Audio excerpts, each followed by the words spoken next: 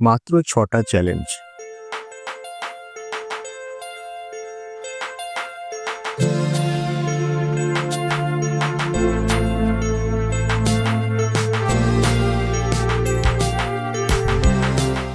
একবার নিয়েই দেখুন, অনেক প্রবলেম সলভ হতে পারে, কিন্তু ৬টা চ্যালেঞ্জ ঠিকমতো নিতে হবে। তবেই একটি স্বাস্থ্যকর অভ্যাস গড়ে উঠবে এবং সুস্থ থাকতে সেটা সাহায্য করবে। কথায় আছে, বেশি খাও তো কম খাও, অর্থাৎ বেশি দিন বাঁচতে গেলে পরিমিত আহার করা জরুরি। কিন্তু সুস্থভাবে বাঁচতে গেলে কি করা উচিত?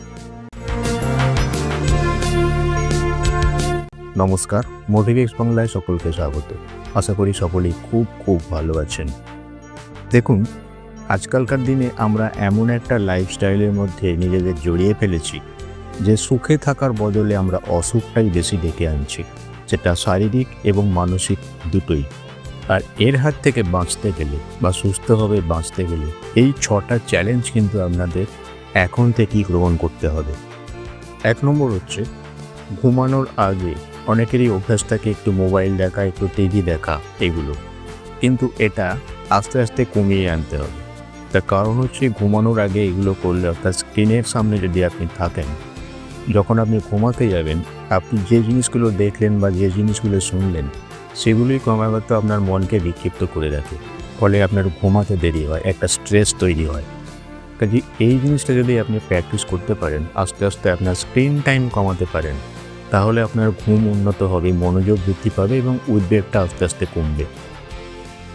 ২ নম্বর হচ্ছে, প্রতিদিন আপনি কোনো না কোনোভাবে কোনো না কোনো বিষয়ের প্রতি বা কোনো না কোনো ব্যক্তির প্রতি কৃতজ্ঞ, যে কারণে আপনার কিছু ভালো হয়েছে সারাদিনে।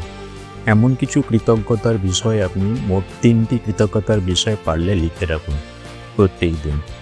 তাতে করে কী হবে, আপনার মেজাজ উন্নত হবে এবং ইতিবাচক দিকগুলোতে আপনার মনোযোগ ক্রমশ বাড়বে। ৩ নম্বর হচ্ছে, প্রতিদিন কমপক্ষে ২ লিটার জল আপনাকে খেতেই হবে। এতে করে আপনার এনার্জি বৃদ্ধি পাবে, ত্বক উজ্জ্বল হবে বা ত্বকের উপকার হয় এবং আপনার মস্তিষ্কের উপকারিতা বৃদ্ধি পাবে। ৪ নম্বর হচ্ছে, প্রতিদিন কমপক্ষে ২০ মিনিট আপনি আপনার শরীরকে নাড়াচাড়া করুন, হাঁটাহাঁটি করুন। যারা মহিলারা ডান্স করেন তারা সেটা করতে পারেন, বা যে কোনো শারীরিক কসরত করুন। এতে করে আপনার মানসিক এবং শারীরিক যে সক্ষমতা সেটা বৃদ্ধি পাবে। ৫ নম্বর, প্রতিদিন ৫ থেকে ১০ মিনিট ধ্যান বা গভীরভাবে শ্বাস প্রশ্বাস নেওয়ার অভ্যাস করুন। এতে করে আপনার মানসিক উদ্বেগ কমবে, মানসিক স্বচ্ছতা হয় এবং মানসিক উদ্বেগ কমার সাথে সাথে আপনার সামগ্রিক উন্নতি হবে। ৬ নম্বর পয়েন্ট হচ্ছে, আপনি যে সময়ে রোজ ঘুমাতে যান বা যে সময়ে ঘুম থেকে ওঠেন, সেই অভ্যাসটা, সেই টাইমটা বজায় রাখুন। অর্থাৎ আপনার কাজের দিন এবং ছুটির দিন কিন্তু সব সময়ই কিন্তু আপনি একই সময়ে ঘুম থেকে উঠুন বা একই সময়ে ঘুমাতে যান। আমি অনেকেই বলতে শুনেছি যে তারা যখন অফিসে যান তারা একটা রোজকার রুটিন ফলো করেন, ফলে তাদের কোনো অসুবিধে হয় না। কিন্তু তারা যখন বাড়ি থাকেন তাদের ঘুমানোর টাইমটা চেঞ্জ হয়ে যায়। তারা যে সময়ে অন্যান্য দিন ঘুম থেকে ওঠেন বা যে সময় অন্যান্য দিন ঘুমাতে যান, ছুটি থাকার জন্য সেই টাইমটা চেঞ্জ হয়। ফলে অনেকেই বলতে শুনেছি যে বাড়ি থাকলে নাকি তারা অসুস্থ বোধ করেন, অতটা ভালো লাগে না। তো সেই কারণেই ছুটির দিন হোক বা কাজের দিন হোক, আপনি যে সময় ঘুমাতে যান, যে সময় ঘুম থেকে ওঠেন, সেই রুটিনটাই ফলো করুন, সেই টাইমটাই ফলো করুন। অর্থাৎ আপনার সামগ্রিক যে বায়োলজিক্যাল ক্লক সেটা একই রকম রাখার চেষ্টা করুন। তাহলেই কিন্তু আপনার শরীর ভালো থাকবে, আপনার মন ভালো থাকবে, আপনার সব কিছু ভালো থাকবে।